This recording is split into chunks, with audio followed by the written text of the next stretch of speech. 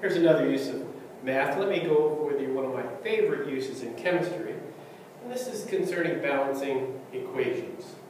And if you've ever been in chemistry, you know balancing equations is just making sure that the atoms on this side of the equation equal the same number of atoms on this side of the equations. And many times we can just do it by inspection, just looking, but sometimes the equations get a little bit harder, and I wanted to show you the mathematical way to balance equations, and here's how we do it. Well, the first thing we do is we just put unknowns in front of each compound. And we say, I don't know what those are, but we're going to treat the yield sign like an equal sign. And down the side, we're going to list all the elements we have to balance. We have to balance carbon, we have to balance hydrogen, we have to balance oxygen. Now, two things have to be true before you can actually use this method. The first thing, you have to make sure all the compounds or the chemicals that you put in the equation are balanced, like water is H2O.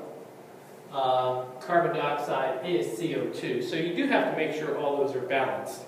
Secondly, you have to make sure if there's any diatomic gases that they're diatomic. But once those two steps are done, let's just show you how you can use math to do this. Well, for carbon, we say this. We know carbon is here and carbon is here. So we say 3 times A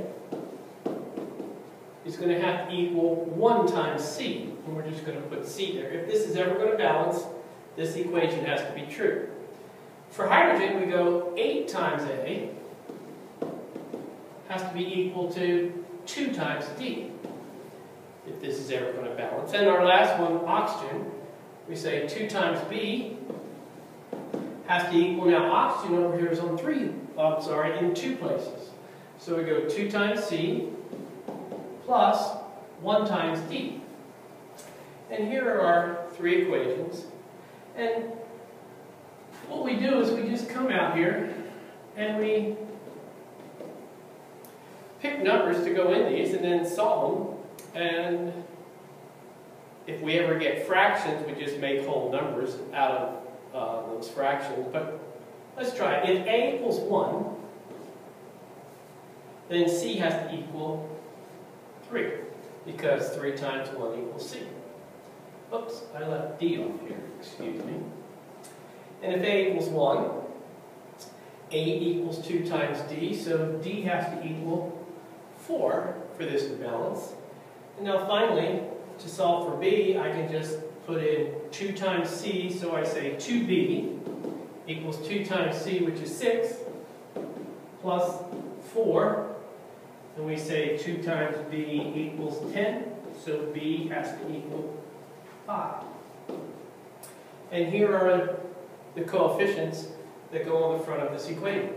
For this to balance, A has to equal 1, B has to equal 5,